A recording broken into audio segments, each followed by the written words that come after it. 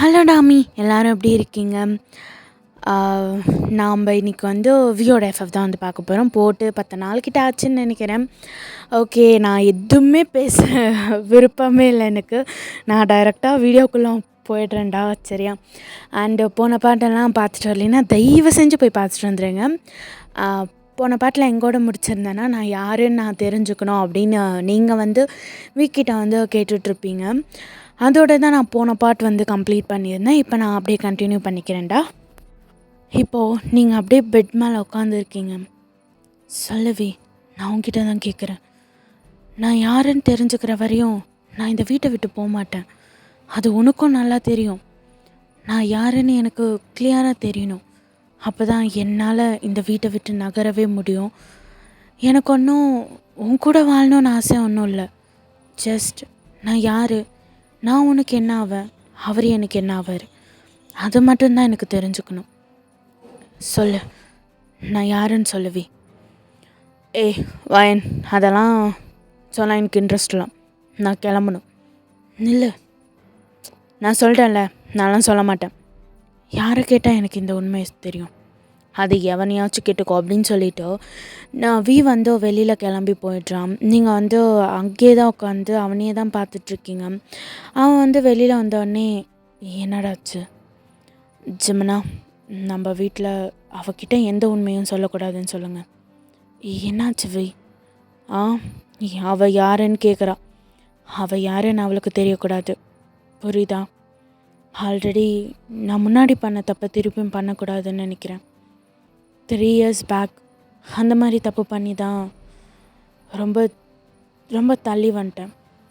திருப்பி அதே பண்ணி அந்த மாதிரியே நடந்தால் என்னால் இதுக்கு மேலே ஓவர் கம் ஆகி வர முடியாது ஜிம்மன்.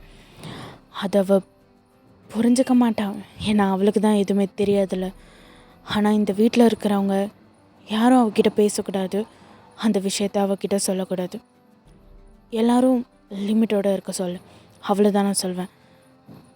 வி ஜிம்மன் ப்ளீஸ், நான் சொல்கிறது கேளுடா. நீ வயனுக்கு யாருன்னு சொல்லாமல் நீ இருந்துருவ. ஆனால் அவள் தெரிஞ்சுக்காமல் அவனால் எடுக்க முடியுமா?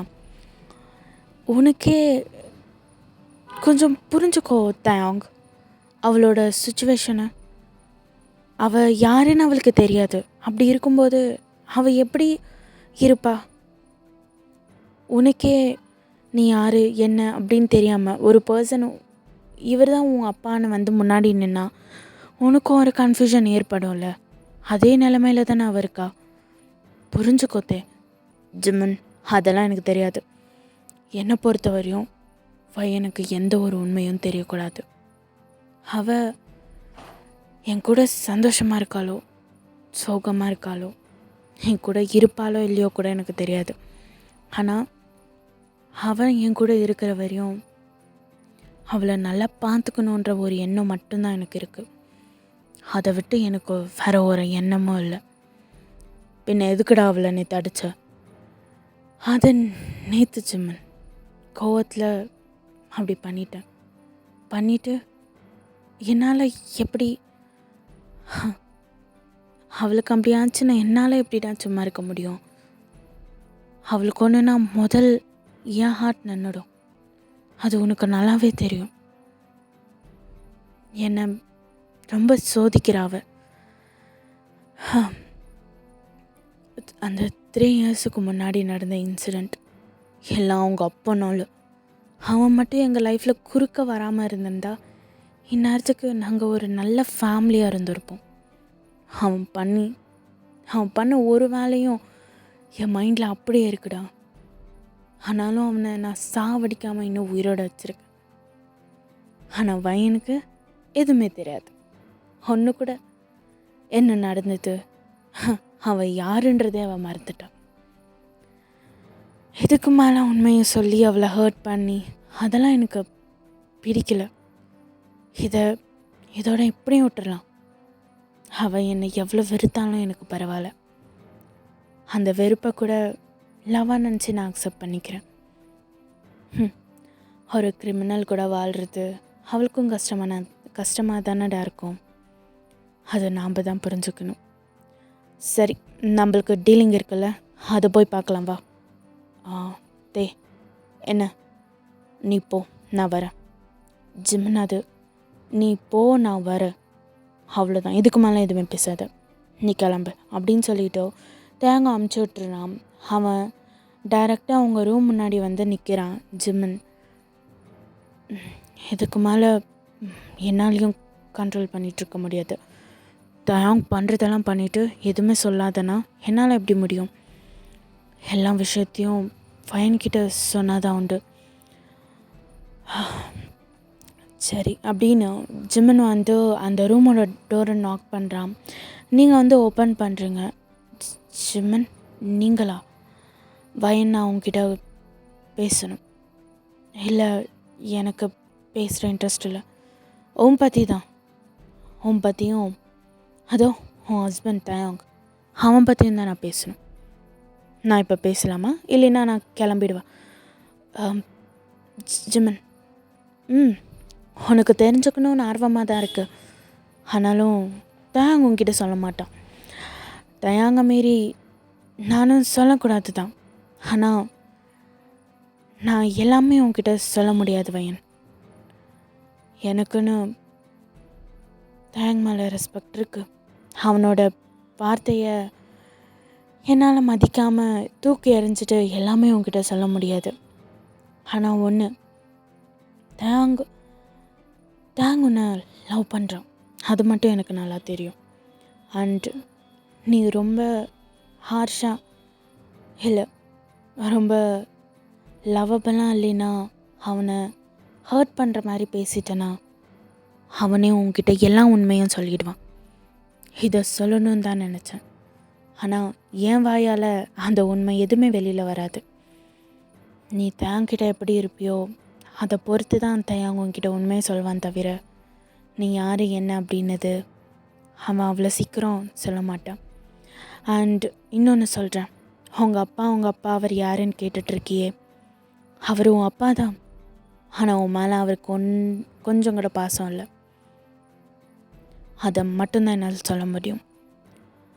தேங் வந்து அவர்கிட்ட வந்து உன்னை சேவ் பண்ணணும்னு தான் நினைக்கிறேன். ஏன்னா அவர் வந்து உன்னோட உண்மையான அப்பால ஸ்டெப் டேட். இது சொன்னால் போதும்னு எனக்கு தோணுச்சு, அதனால தான் நான் சொல்ல வந்தேன். இதுக்கு மேலே நான் சொல்ல எதுவுமே இல்லை வயன். நீ எது வேணாலும், எது உனக்கு தெரிஞ்சுக்கணுன்னு இருந்தாலும் எல்லாமே நீ தேங்க கேட்டு தான் தெரிஞ்சுக்கணும். இதுக்கு மேலே என்னால் ஒன்றும் பண்ண முடியாது. தேங்கிட்ட உண்மையை வர வைக்கிறது எப்படி அப்படின்னு யோசி அப்படின்னு சொல்லிவிட்டோ ஜிம்மன் வந்து வெளியில் வந்து போயிட்டான். நீங்கள் அப்படியே கன்ஃபியூஷனாக வந்து உட்காந்துருக்கீங்க, யாரா இவங்க அப்படின்ற மாதிரி. தயாங் எதுக்கு என்ன லவ் பண்ணுவான்? அவர் என்னோட ஸ்டெப் டேடுன்னு ஜிம்மனுக்கு எப்படி தெரியும்? அவர் எதுக்கு என்ன சாகடிக்கணும்னு நினைப்பாரு? அவர்கிட்ட இருக்கிறது நான் ஏன் சேஃப் இல்லை? ஆனால் என்னை தேங்க் தூக்கிட்டு வரும்போது அவர் தானே என்னை சேவ் பண்ணணும்னு ட்ரை பண்ணார். அது என்ன உண்மை? நான் யார்? உண்மையிலே நான் தானா, இல்லைன்னா நான் வேற யாராச்சும்? எனக்கு சின்ன வயசுலேருந்து என்ன நடந்ததுன்னு ஞாபகம் இல்லை. ஆனால் நான் யாருன்னு எனக்கு தெரிஞ்சுக்கணும். அதுக்கு நான் யார்கிட்ட போய் கேட்கணும்? தயாங் சொல்ல மாட்டான். ஜிம்மன், தயாங் வார்த்தையை மீற மாட்டான். இங்கே இருக்கிற மெய்டு தயாங்கோட பேச்சை கேட்குறது தவிர என்னோட வார்த்தை கூட ஒரு நாள் கேட்டதில்லை. நான் யார்கிட்ட கேட்டால் எனக்கு உண்மையை தெரியும்? முதல்ல நான் யாருன்னு எனக்கு தெரியாதே அப்படின்னு நீங்கள் ரொம்ப கன்ஃபியூஸ்டாக அப்படியே யோசிச்சுட்டே இருக்கீங்க. அதே பற்றி நான் என்ன பண்ண போகிறேனோ, ஆனால் எனக்கு நான் யாருன்னு தெரிஞ்சுக்கணும். தயாங் முன்னாடியே என்னை பார்த்துருப்பானா? மண்டை வெடிக்குது எனக்கு அப்படின்னு நீங்கள் செம்ம டென்ஷனில் உட்காந்துருக்கீங்க. அப்போ அந்த மெய்டு வந்து உங்களுக்கு ஃபுட்டு கொண்டு வந்து தராங்க. மேம், உங்களுக்கு இதை பிடிக்கும்னு தேங்க்ஸ் சார் சொன்னார், சாப்பிடுங்க அப்படின்னு அவங்க தராங்க. நீங்கள் அந்த மெய்டை பார்க்குறீங்க. இது எனக்கு பிடிக்கும்னு உங்களுக்கு எப்படி தெரியும்? அதான் தேங்க்ஸ் சார் சொன்னார் அப்படின்னு சொல்கிறேம்மா அப்படின்னு அவங்க வந்து தந்துட்டு போகிறாங்க. உங்களுக்கு இன்னும் கன்ஃப்யூஷன் அதிகம் ஆகுது. எனக்கு பிடிக்கிற விஷயம் தயாங்க்கு எப்படி தெரியும்? முதல்ல தயாங் யார்? எனக்கு என்ன ஆவா? பாஸ்டில் நாங்கள் 2 பேரும் மீட் பண்ணியிருக்கோமா அப்படின்னு உங்களுக்குள்ள நிறைய குழப்பங்கள். நீங்கள் ரொம்ப கன்ஃபியூஸ்டாக உட்காந்துருக்கீங்க. அப்படியே டைம் வந்து ஸ்கிப் ஆகுது. ஈவினிங் ஆகிடுச்சி. அப்போது ஜிம்மனோட சவுண்ட் வந்து கேட்குது. டேய் சீக்கிரம் சீக்கிரம் எல்லாம் எடுத்துகிட்டு வாங்க அப்படின்னு அவன் வந்து ஏதோ பதட்டமாக கத்துற மாதிரி உங்களுக்கு தோணுது. நீங்கள் அப்படியே ஓடி போகிறீங்க கீழே. பார்த்தா தேங்கோட ஷோல்டரில் அப்படியே புல்லட் பட்டு பிளட்டாக வருது. நீங்கள் வந்து பார்த்து அப்படியே ஷாக்காகி நின்றுட்டுருக்கீங்க. ஜிம்மன் வந்து கத்திகிட்டு இருக்கான். டாக்டருக்கு கால் பண்ணுங்கடா அப்படின்னு அவன் வந்து கத்திகிட்டு இருக்கான். நீங்கள் அப்படியே கிட்ட போகிறீங்க. நீங்கள் பார்க்குறீங்க அவன் அந்த நிலமையில் இருக்கிறது பார்த்து உங்களுக்கு அப்படியே கண் வந்து கலங்குது. ஏன் நீங்கள் கண் கலங்குறீங்க அப்படின்னு உங்களுக்கே புரியல. நீங்கள் அப்படியே ஸ்டாரை அப்படியே பார்த்துட்டே இருக்கீங்க. வந்து அப்படியே உங்களை பார்க்குறான். நீங்கள் அப்படியே கண் கலங்கி நிற்கிறது அவன் பார்க்குறான். அவனுக்கும் அதை பார்க்கும்போது ஒரு மாதிரியாக இருக்குது. ஜிம்மன் வந்து அப்படியே உங்கள் பெட்ரூம்க்கு தான் கூப்பிட்டு வந்து உட்கார வைக்கிறான். கொஞ்ச நேரத்தில் டாக்டரும் வந்து ஃப்ரஸ்ட்ரேட்டெல்லாம் பண்ணி முடிச்சிடுறாங்க. அதுவும் ரைட் ஹேண்ட். அவனால் அந்த ரைட் ஹேண்ட் தூக்கக்கூட முடியல. வலிக்குதுடா டாக்டர் பார்த்து பண்ணுங்க அப்படின்னு டாக்டரும் வந்து பண்ணிகிட்ருக்காரு. நீங்கள் அப்படியே நின்று பார்த்துட்டே இருக்கீங்க. பரவாயில்ல, எப்படியும் ஷோல்டர் கிட்ட தான் பட்டிருக்கு. அவ்வளோ இதெல்லாம் ஒன்றும் இல்லை. 1 மந்த்துக்கு நீங்கள் இந்த ரைட் ஹேண்டை யூஸ் பண்ணாதீங்க எதானாலும். அண்டு இந்த டேப்லெட்ஸ் வந்து ரெகுலராக போட்டுக்கோங்க அப்படின்னு டாக்டர் வந்து டேப்லெட்ஸ் எல்லாம் தராங்க. நீங்கள் அப்படியே டாக்டர்கிட்ட போய் தாங்க நான் பார்த்துக்கிறேன் அப்படின்னு நீங்கள் அந்த டேப்லெட்ஸ் எல்லாம் வாங்குறீங்க. எது எப்போ போடணும் டாக்டர்? தோமா இதில் எழுதி கொடுத்துருக்கேன். கரெக்ட் டைமுக்கு டேப்லெட்ஸ் எல்லாம் கொடுத்து ஃபுட் எடுத்துக்கோங்க சார். அதுதான் அவங்களோட உடம்புக்கு நல்லது. அண்டு நிறைய ஸ்ட்ரெஸ் எடுத்துக்காதீங்க அப்படின்னு சொல்லிவிட்டு அந்த டாக்டர் வந்து கிளம்பிடுறாங்க. ஜிம்னும் உடம்ப நல்லா பார்த்துக்கோ. வயன் சொல்லு ஜிம்மன். வி பத்ரம் அவனுக்கு எதுவுமே ஆகாமல் பார்த்துக்கோ. ஏதாச்சும் ஒன்றுனா எனக்கு கால் பண்ணு. இல்லைன்னா நான் இங்கே தான் ஸ்டே பண்ணிகிட்ருப்பேன். வெளியில் தான். ஜஸ்ட் கூப்பிடு, நான் வரேன். சரி அப்படின்னு நீங்கள் சொல்கிறீங்க. ஜிம்னு வந்து கிளம்பி போயிடுறான். நீங்கள் வந்து அப்படியே மெதுவாக பக்கத்தில் போய் உட்காடுறீங்க. தயாங் என்ன ஏதாச்சும் வேணுமா? ஒன்றும் வேணாம். ஆமாம், இது எப்படியாச்சு? அது அது ஒன்றும் இல்லை வயன். என்னை தனியாக விடு.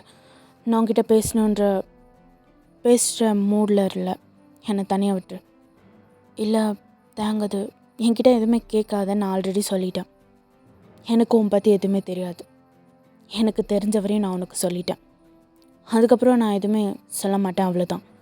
எனக்கு கோவம் வருது. தயவு செஞ்சு இங்கே வந்து போயிடு. சரி, நான் அது கேட்க வரல. டேப்லெட் எடுக்க டைம் ஆச்சு. நான் போய் சாப்பாடு கொண்டு வரேன் அப்படின்னு சொல்லிவிட்டு அப்படியே நீங்களும் கீழே போய் ஃபுட்டெல்லாம் ப்ரிப்பேர் பண்ணி எடுத்துகிட்டு வரீங்க. தேங்க் இந்த சாப்பிடு அப்படின்னு அவன் முன்னாடி வைக்கிறீங்க. நீங்கள் வந்து அவனோட ரைட் ஹேண்ட் யூஸ் பண்ணக்கூடாது அப்படின்னு சுத்தமாக மறந்துருப்பீங்க. அவன் வந்து உங்களே தான் பார்த்துட்ருக்கான். என்னாச்சு சாப்பிடு அப்படின்னு சொல்கிறீங்க. அவன் எதுவுமே பேசாமல் அப்படியே தலை குனிஞ்சி அந்த சாப்பாட்டையே தான் பார்த்துட்ருக்கான். உங்களுக்கு அப்போ தான் வந்து ஃப்ளாஷ் ஆகுது அவன் ரைட் ஹேண்டை வந்து கட்டு போட்டு வச்சுருக்காங்க அப்படின்னு. நீங்கள் கொஞ்சம் கூட யோசிக்காமல் அப்படியே அவனுக்கு ஃபீட் பண்ண எடுத்துக்கிறீங்க. அவன் வந்து அப்படியே உங்களை ஷாக்காக வந்து பார்த்துட்ருக்கான். இல்லை எனக்கு ஒரு ஸ்பூன் தான், நானே சாப்பிட்டுக்கிறேன். இல்லை பரவாயில்ல சாப்பிடு அப்படின்னு நீங்கள் ஃபீட் பண்ணி விட்றீங்க. வந்து இது ரொம்ப புதுசாக இருக்குது. இவ்வளோ சீக்கிரமாக உங்களுக்குள்ளே மாற்றமா அப்படின்ற மாதிரி தோணுது. நீங்களும் வந்து ஃபீட் பண்ணி எல்லாம் முடிச்சுட்டு டேப்லெட் எல்லாம் கொடுத்துருப்பீங்க. வந்து வயன் என்ன இல்லை எனக்கு கொஞ்சம் அந்த பெட்ஷீட் எடுத்து தரியா? இந்தோ அப்படின்னு நீங்கள் அப்படியே தேங்க்கு தூங்க ஹெல்ப் பண்ணுறீங்க. அப்படியே அவனும் வந்து படுத்து தூங்கிடுறான். அவனோட பக்கத்துலேயே அப்படியே இந்த சேரில் உட்காந்தே நீங்களும் வந்து அப்படியே தூங்கியிருப்பீங்க. ஓகேடா, இதோட நான் இந்த பாட்டை வந்து கம்ப்ளீட் பண்ணிக்கிறேன். எனக்கு தெரியும் டியூரேஷன் வந்து ரொம்ப கம்மியாக இருக்குது அப்படின்னு. கொஞ்ச நாளைக்கு இப்படி தாண்டா இருக்கும். டியூரேஷன் வந்து கொஞ்சம் கம்மியாக தான் என்னால் போட முடியும்.